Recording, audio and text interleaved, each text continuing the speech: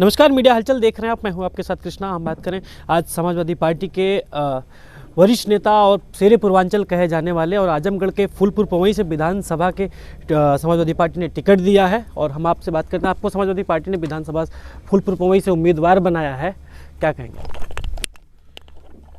सबसे पहले तो धन्यवाद देंगे अपने राष्ट्रीय अध्यक्ष जी को।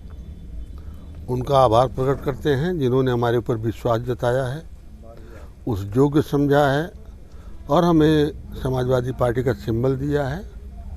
और जनता के आशीर्वाद से, जनता के सहयोग से, नेता के आशीर्वाद से, अपने राष्ट्रीय अध्यक्ष जी के आशीर्वाद से, जनता के सहयोग से ये फूलपुर पवई विधानसभा की सीट समाजवादी पार्टी के खाते में जीत कर जाएगी और अखिलेश यादव को मुख्यमंत्री बनाने का काम करेंगे हम सब लोग। सर, फूलपुर पवई आपका गढ़ रहा है और आप यहाँ से प्रत्याशी हैं। आप बीजेपी से कितनी लड़ाई मानते हैं यहाँ पर? पहली बात, गढ़ रानी गढ़ था, गढ़ है, गढ़ रहेगा समाजवादी पार्टी का फूलपुर पवई। और लड़ाई का जहाँ तक सवाल है, इस समय चुनाव में हम लोग पीछे हो जा रहे हैं, जनता आगे आगे चल रही है, जनता चुनाव लड़ रही है, तो हम लड़ाई किसी से नहीं मान रहे हैं। जब जनता स्वयं लड़ रही है यहाँ की समाजवादी पार्टी के साथ होकर के, पूरा का पूरा पिछड़ा, दलित, माइनॉरिटी, जनरल के लोग भी लगे हुए हैं समाजवादी पार्टी के पक्ष में, तो लड़ाई तो हम किसी को नहीं मानते कि लड़ाई किसी से है। आपके ऊपर एक बहुत बड़ी जिम्मेदारी और है, पूर्वांचल की जिम्मेदारी है। आप पूर्वांचल के बड़े नेताओं में आते हैं। 130 विधानसभा है, अपने विधानसभा के अलावा उन विधानसभाओं में भी आपकी जिम्मेदारी बड़ी है, कैसे देख रहे हैं? देखिए, हमारे पूरे पूर्वांचल में तमाम बड़े नेता हैं समाजवादी पार्टी के और सब लोग लगे हुए हैं, पूरी ताकत से लगे हुए हैं, साथ साथ जनता भी लगी हुई है। मैंने पहले भी इस बात को कहा है और निश्चित रूप से पूरा पूर्वांचल समाजवादी पार्टी के पक्ष में वोट करने जा रहा है अखिलेश जी को मुख्यमंत्री बनाने के लिए। आज बजट पेश किया गया है, एक बार फिर मिडिल क्लास के हाथ मायूसी लगी है, कैसे देखते हैं? देखिए, केवल आप बजट की बात मत करिए। बजट तो हमेशा जो इनका पेश हुआ है वो गरीबों के खिलाफ रहा है, पिछड़ों के खिलाफ रहा, दलितों के खिलाफ रहा, किसानों के खिलाफ रहा है। केवल बजट की ही समस्या नहीं है, केवल महंगाई की समस्या नहीं है, केवल विकास का ही समस्या नहीं है, तमाम समस्याएं हैं। और साथ साथ जो हमारे नौजवान शिक्षित हैं उनके रोज़गार के साथ जो खिलवाड़ किया जा रहा है, नौकरियों में जो बेईमानी की जा रही है, जैसे 69,000 शिक्षक भर्ती में जो बेईमानी इन लोगों ने किया है, ये तो हमेशा करते चले आए और कर रहे हैं। केवल हमारे लोगों को धर्म के नाम पे भड़काते हैं, भड़का के कर लेते हैं, क्योंकि ये हिंदू की बात करते हैं, विकास की बात नहीं करते हैं, ये धर्म की बात करते हैं। हम लोग विकास की बात करते हैं, विकास करने की बात करते हैं, नौजवानों को रोज़गार देने की बात करते हैं। जो हमारे लोगों की पेंशन ख़त्म हो गई थी, बुढ़ापे में पेंशन काम आती है, उसको हमारे राष्ट्रीय अध्यक्ष जी ने ऐलान कर दिया है कि हम सरकार बनने पे पुनः जो है पेंशन लागू कर देंगे।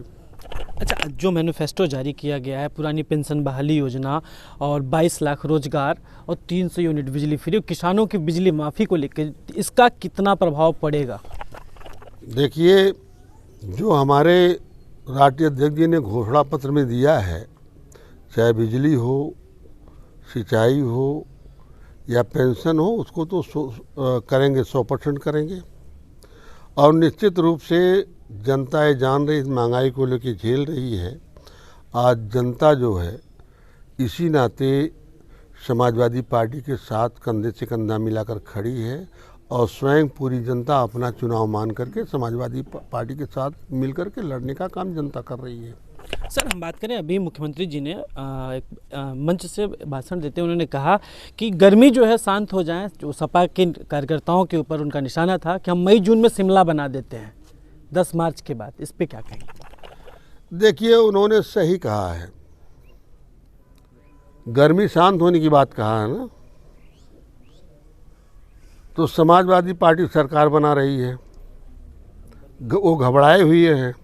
जब घबराहट होती है तो गर्मी होती है, तो आदमी ठंडा होने के लिए शिमला जाता है, मंसूरी जाता है, कुल्लू मनाली जाता है, तो वो लोग जाएंगे, हम लोग तो उत्तर प्रदेश में रहेंगे।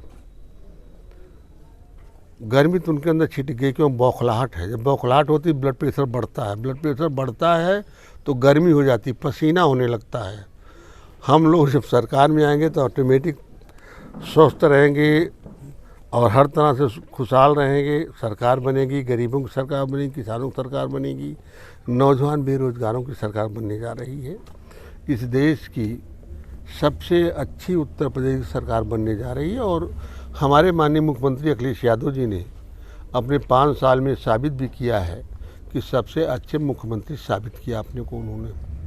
एक लास्ट सवाल आपसे, आजमगढ़ में 10 विधानसभा सीटें हैं, कितनी आप क्लीन स्वीप की बात कर रहे हैं, कितना सफल होते हो आप लोग दिखाई दे रहा है? मैंने तो आज 1 महीना पहले कह दिया कि आजमगढ़ की 10 जीतेंगे और 10 आजमगढ़ की जीतेंगे हम सब लोग। रहा सवाल पूरे पूर्वांचल में हम एक तरफ से जीत रहे हैं, कोई सीट बताओ अब जो हम हार रहे हो पूरे पूर्वांचल में? 100 कुछ सीटें हैं, 130 सीटें हैं। आप एक सीट का नाम गिना दो जहाँ समाजवादी पार्टी हार रही हो। सब की सब हम जीत रहे हैं, केवल आजमगढ़ नहीं पूरा पूर्वांचल जीत रहे हैं हम।